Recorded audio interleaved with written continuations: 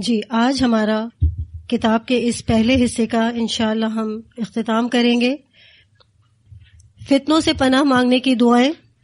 زندگی اور موت کے فتنوں سے پناہ مانگنے کے لیے درج ذیل دعائیں مانگنی چاہیے۔ اللہم انی اعوذ بک من عذاب القبر واعوذ بک من فتنۃ المسیح الدجال واعوذ بک من فتنۃ المحیا والممات اللہم انی اعوذ بک من المأثم والمغرم۔ حضرت عائشہ رضی اللہ تعالی عنہ فرماتی ہیں کہ رسول اللہ صلی اللہ علیہ وسلم نماز میں درود شریف کے بعد یہ دعا مانگا کرتے تھے: اے اللہ، میں تیری پناہ مانگتا ہوں عذاب قبر سے، مسیح دجال کے فتنے سے، زندگی اور موت کے فتنوں سے، گناہ اور قرض سے۔ اسے بخاری اور مسلم نے روایت کیا ہے۔ یہ دعا یاد ہے آپ سب کو؟ یہ دعائیں اگر کسی کو یاد نہیں ہے تو آج یہ ہوم ورک ہے آپ کے لیے کہ ان دعاؤں کو لازمی سب کو یاد کرنا ہے، حفظ کرنا ہے انشاءاللہ، اور روزانہ اپنی نمازوں میں اس کو شامل کرنا ہے۔ آپ صلی اللہ علیہ وسلم بھی تشہد کے بعد، درود شریف کے بعد اس دعا کو لازمی پڑھا کرتے تھے، تو ہم سب بھی اس دعا کو لازمی اپنی نمازوں میں شامل کریں گے۔ بہت زیادہ اہمیت ہے اس دعا کی فتنوں سے بچنے کے لیے۔ پہلے آپ کو دعائیں کیوں سکھائی گئی؟ دیکھیں، یہ دعائیں تو کتاب کے آخر میں سکھائی جانی چاہیے تھی، لیکن پہلے کیوں بتائی گئی؟ کیونکہ بڑے فتنوں سے بچانا ہے خود کو، اور دعاؤں کا ہتھیار ساتھ رکھنا ہے۔ جیسے جیسے کسی فتنے کے بارے میں آپ جانیں، سنیں، پڑھیں، ان دعاؤں کو لازمی اپنا ہتھیار بنائیں اور کثرت سے ان دعاؤں کو مانگیں، خاص طور پر نمازوں میں۔ دنیا کے فتنوں سے پناہ مانگنے کی دعا۔ اللہم انی اعوذ بک من البخل واعوذ بک من الجبن واعوذ بک ان ارد الی ارذل العمر واعوذ بک من فتنۃ الدنیا واعوذ بک من عذاب القبر۔ رواہ النسائی۔ حضرت سعد رضی اللہ تعالی عنہ اپنے باپ سے روایت کرتے ہیں کہ وہ ہمیں 5 باتیں سکھاتے تھے اور کہتے تھے کہ رسول اکرم صلی اللہ علیہ وسلم ان الفاظ کے ساتھ دعا فرمایا کرتے تھے: یا اللہ، میں بخیلی سے، نامردی سے، ذلیل عمر سے، دنیا کے فتنے سے اور عذاب قبر سے تیری پناہ مانگتا ہوں۔ اسے نسائی نے روایت کیا ہے۔ یہ دعا بھی آپ سب کو یاد ہونی چاہیے، اور صرف یاد نہیں کرنا بلکہ مانگنا ہے اللہ سے۔ اللہ تعالی ہمیں فتنوں کے شر سے محفوظ رکھے۔ فقیری اور امیری کے فتنے سے پناہ مانگنے کی دعا۔ فتنہ قبر اور آگ کے فتنے سے پناہ مانگنے کی دعا۔ اللہم انی اعوذ بک من فتنۃ النار وعذاب النار وفتنۃ القبر وعذاب القبر وشر فتنۃ المسیح الدجال وشر فتنۃ الفقر وشر فتنۃ الغنی۔ رواہ النسائی۔ حضرت عائشہ رضی اللہ تعالی عنہا کہتی ہیں رسول اکرم صلی اللہ علیہ وسلم یہ دعا کثرت سے فرمایا کرتے تھے: یا اللہ، میں آگ کے فتنے اور آگ کے عذاب سے تیری پناہ مانگتا ہوں، اور قبر کے فتنے اور قبر کے عذاب سے تیری پناہ مانگتا ہوں، نیز فتنہ فقر کے شر سے اور فتنہ غنا یعنی دولت مندی کے شر سے تیری پناہ طلب کرتا ہوں۔ اسے نسائی نے روایت کیا ہے۔ مال کا ہونا بھی فتنہ ہے اور فقیری کا ہونا بھی فتنہ ہے۔ اللہ ہر فتنے سے، دنیا کے اور آخرت کے، موت کے، عذاب قبر کے فتنے سے، ہر فتنے سے اللہ تعالی ہماری حفاظت کرے ان دعاؤں کے ذریعے۔ ایمان سے محرومی کے فتنے سے بچنے کی دعا۔ اللہم انا نعوذ بک ان نرجع علی اعقابنا او نفتن۔ یا اللہ، ہم اس بات سے تیری پناہ طلب کرتے ہیں کہ اپنی ایڑیوں کے بل پلٹ جائیں یا کسی فتنے میں مبتلا کیے جائیں۔ اسے بخاری نے روایت کیا ہے۔ یہ دعا بھی ہمیں اپنی دعاؤں میں انشاءاللہ شامل کرنی ہے کہ اللہ تعالیٰ ان فتنوں سے ایسا نہ ہو کہ ہم اپنے دین اور ایمان سے پھر جائیں۔ ان فتنوں کی وجہ سے اللہ تعالیٰ ہمارے دین اور ایمان کی حفاظت کرے۔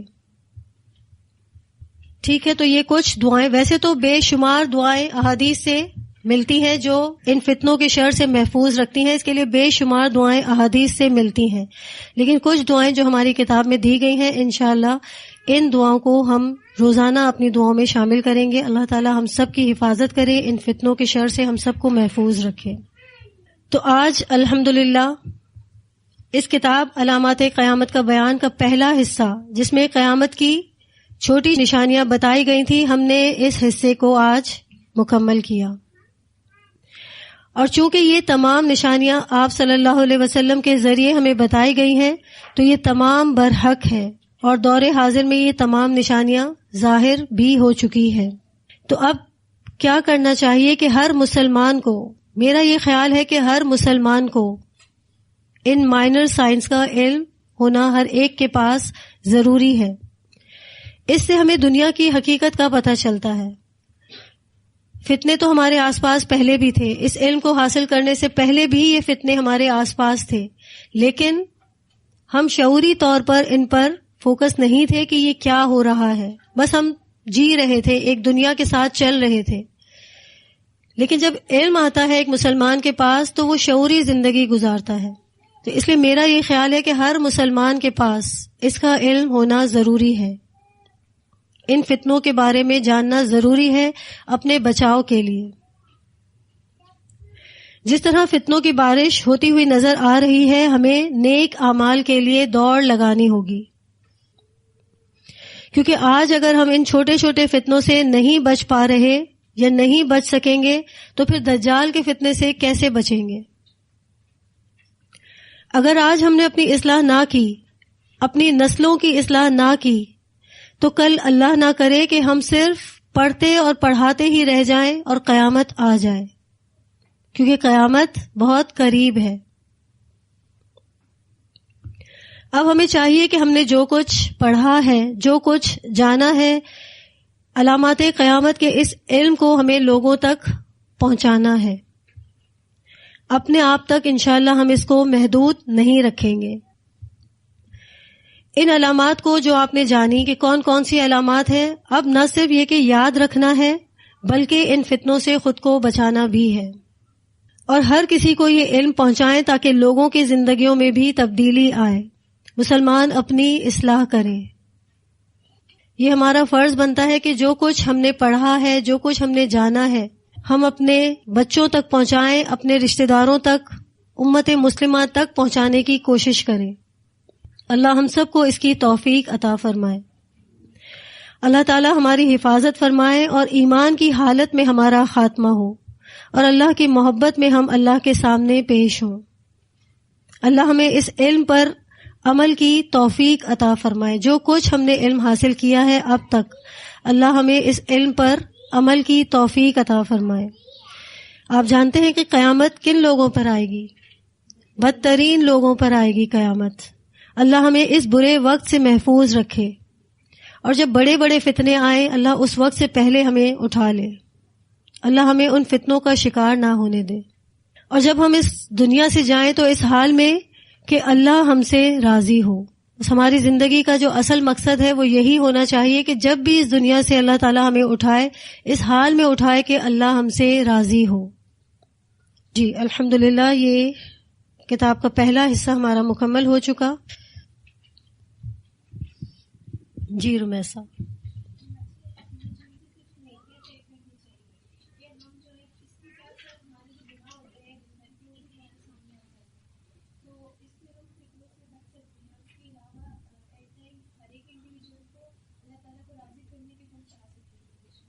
بالکل، بارک اللہ، بہت اچھی بات انہوں نے کہی کہ ان علامات کو جاننے کے بعد یا اس علم کو حاصل کرنے کے بعد حق اور باطل میں ہم فرق کر سکتے ہیں۔ مثلا جھوٹ ہماری زندگی میں شامل، بسا اوقات نہ چاہتے ہوئے بھی کسی بات پر جھوٹ بول جاتے ہیں، لیکن اس علم سے پہلے ہمیں اس بات کا علم نہیں تھا کہ یہ بھی علامات قیامت ہے، جھوٹ کی کثرت ہوگی۔ تو جب ہم نے یہ جانا تو اب ہمارے اوپر یعنی ایک شعوری زندگی گزارنے کا ایک ہمارے اندر رجحان ہوگا کہ ہمیں ان چیزوں سے بچنا ہے، کیونکہ یہ بھی فتنے ہیں۔ اور جو ان فتنوں میں مبتلا ہو گیا وہ کیا ہے؟ کھوٹا سکہ ہے۔ بہت بڑی بات ہے یہ سمجھنے والی کہ وہ انسان کھوٹا سکہ ہے جو ان فتنوں میں مبتلا ہو جائے گا اور وہ پھر جہنم میں جائے گا۔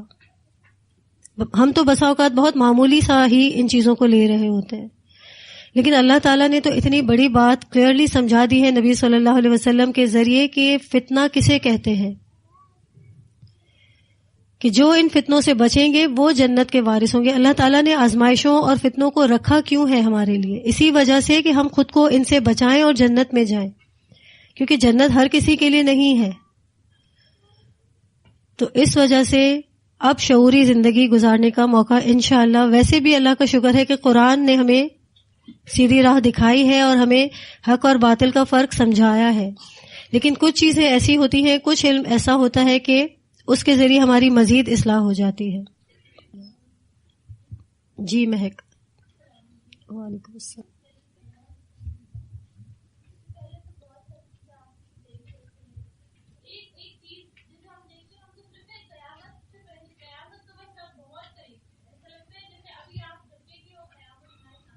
بالکل.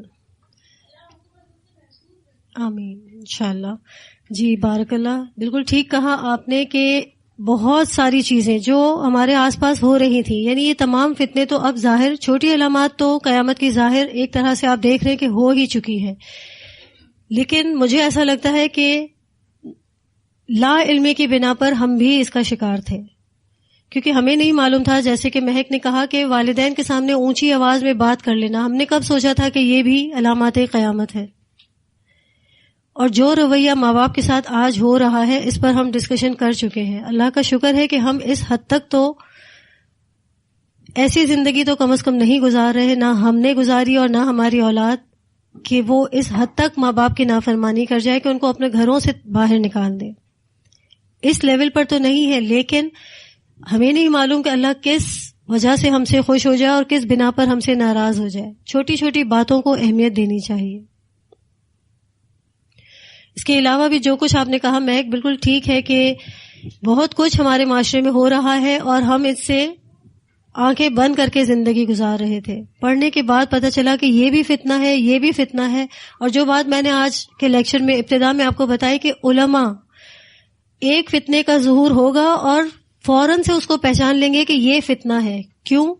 علم کی بنا پر، صحیح علم کی بنا پر. اور وہ ہمیں بتا دیں گے کہ یہ فتنہ ہے، اس سے خود کو بچانا ہے. اور جوہلا کب پہچانیں گے؟ جب فتنہ مکمل طور پر گزر چکا ہوگا اور اگلا فتنہ آئے گا، تب کہیں گے کہ اچھا یہ تو فتنہ تھا. تو کہیں ہم ان جوہلا میں شامل نہ ہوں کہ وہ فتنہ گزر جائے، ہم اس کا شکار ہو چکے ہوں اور اگلا فتنہ آ جائے اور پھر ہم کہیں کہ اچھا یہ بھی فتنہ تھا، اب تو ہم سے یہ غلطی ہو گئی. اور اللہ نہ کرے ہم ان کھوٹے سکوں میں شامل ہو جائیں جن کے لیے اللہ تعالیٰ نے جہنم کی وعید دی ہے. جی منزہ.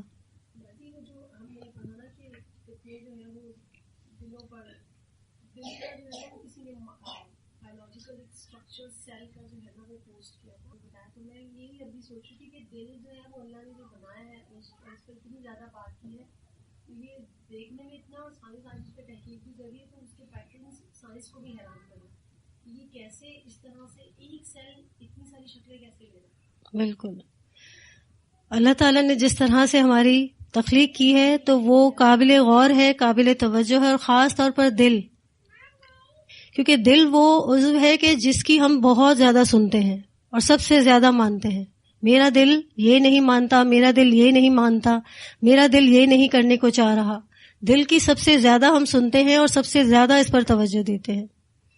تو اگر یہ بگاڑ کا شکار ہو گیا یا اس نے فتنے ایکسیپٹ کر لیے، کیونکہ آپ دیکھیں کہ شیطان نے ہر برے کام میں لذت رکھی ہے، تو جب ہم اپنی خواہشات کے تابع ہو جائیں گے تو یہ دل ہی ہے جو پھر تقویٰ سے اور استقامت سے خالی ہو جائے گا. اور آپ صلی اللہ علیہ وسلم نے فرمایا کہ ایسا دل جو سیاہ ہو جائے، ایک کے بعد ایک داغ لگتا جائے گا، وہ کالے دل کی طرح ہوگا. اور اگر آپ نے اس کو صحیح حالت میں رکھا، استقامت پر صبر کے ساتھ رکھا، تقویٰ اور عمل صالح کے ساتھ رکھا، تو یہ اپنی صحیح اوریجنل ڈائریکشن میں کام کرے گا اور یہ سفید دل کی مثال ہوگا، روشن دل کی مثال.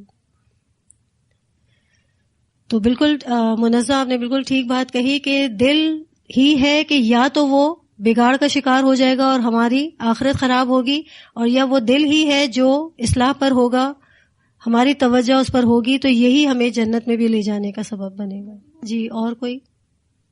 جی بشرا.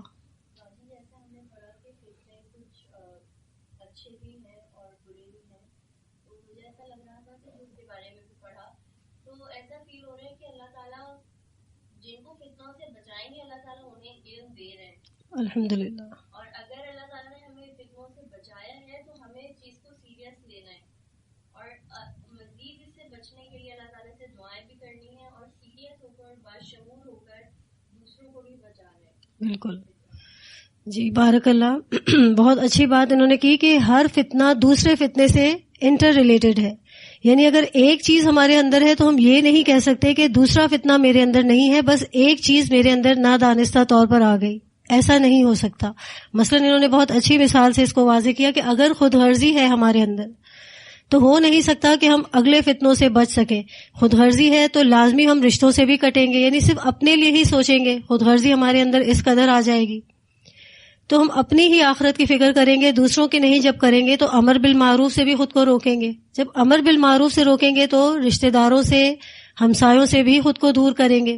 تو ایک کے بعد ایک فتنے پر ہم عمل کرتے جائیں گے، یعنی ایک کے بعد ایک میں ہم مبتلا ہوتے جائیں گے. تو یہ سارے کے سارے ایک دوسرے سے انٹر ریلیٹڈ ہے.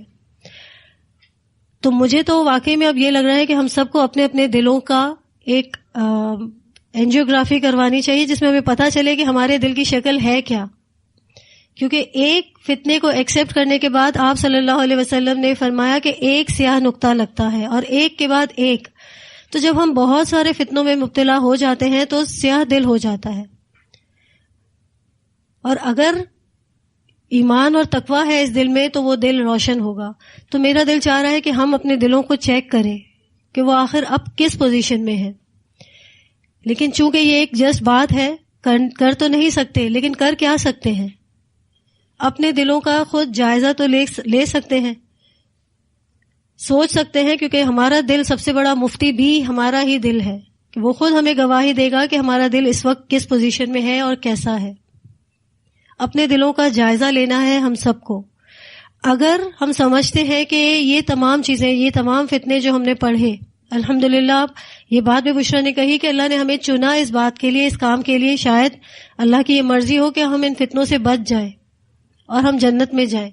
تو اللہ نے ہمیں یہ علم ہم تک پہنچایا، اب ہمارا فرض ہے کہ ہم آگے بھی لوگوں تک پہنچائیں. تو ہمیں اپنے آپ کو، اپنے دل کا جائزہ سب سے پہلے لینا ہے کہ ہمارے دل اس وقت کس پوزیشن میں ہے. اگر کسی کو بھی یہ محسوس ہو کہ میں بھی ان فتنوں میں کہیں نہ کہیں انوالو تھی، تو اب بھی کرنے کا کام کیا ہے کہ اللہ تعالیٰ سے دعائیں کثرت سے مانگنی ہے. دعاؤں کا جو ہتھیار ہے نا، وہ علم کے بعد دعائیں، یہ سب سے زیادہ ضروری ہے.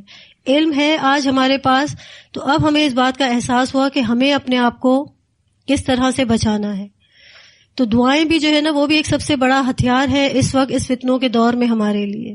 اور اگر ماضی میں کچھ ایسی غلطیاں ہم سے ہوئی ہیں تو اس سے بھی نجات کے لیے یا اس سے بھی بخشش کے لیے اللہ تعالیٰ سے کثرت سے دعائیں کرنی ہے، صدقات کرنے ہیں، استغفار کرنا ہے انشاءاللہ.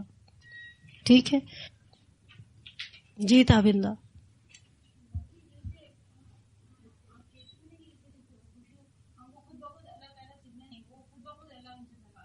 بے شک نماز جس کی بہترین ہوگی تو اللہ تعالیٰ اس سے ہر عمل کی اصلاح اس کی کروا دے گا، کیونکہ نماز مومن کو سب سے زیادہ اللہ کے قریب کرتی ہے. اس حالت میں ہمیں اندازہ ہو جاتا ہے اپنے دلوں کا کہ ہماری نماز کیسی ہے، اس سے ہمیں ہماری ایمانی حالت کا بھی پتہ چلتا ہے. بالکل ٹھیک بات کہی آپ نے کہ نماز انسان کی اچھی ہوگی تو تمام باتوں کی اصلاح ہو جائے گی. صحیح بات ہے. اللہ تعالیٰ ہم سب کو عمل کی توفیق دے اور اللہ تعالیٰ ہم سب کے گناہ معاف کرے. جو کچھ ہم سے دانستہ یا نادانستہ ہوا ہے اللہ تعالیٰ ہم سب کی بخشش فرما دے اور ہمیں آئندہ جو آنے والے فتنے ہیں ان کے شر سے بھی محفوظ رکھے، ہمیں، ہماری نسلوں کو. آمین. جزاکم اللہ خیرن کثیرہ. جو کچھ میں نے پڑھایا اس میں جو کچھ بھی غلطی ہوئی وہ سب میری طرف سے تھی، شیطان کی طرف سے تھی، اور جو کچھ اللہ نے ہم سب کو سکھایا وہ صرف اور صرف اللہ کی ذات سے تھا اور اللہ کی توفیق سے تھا. اللہ تعالیٰ اس کو قبول فرمائے ہم سب سے. آمین. تو یہیں تک ہم اپنی کلاس مکمل کرتے ہیں. وآخر دعوانا ان الحمد للہ رب العالمین. سبحان ربک رب العزۃ عما یصفون وسلام علی المرسلین والحمد للہ رب العالمین. سبحانک اللہم وبحمدک نشہد ان لا الہ الا انت نستغفرک ونتوب الیک. جزاکم اللہ خیرا کثیرا. السلام علیکم ورحمۃ اللہ وبرکاتہ.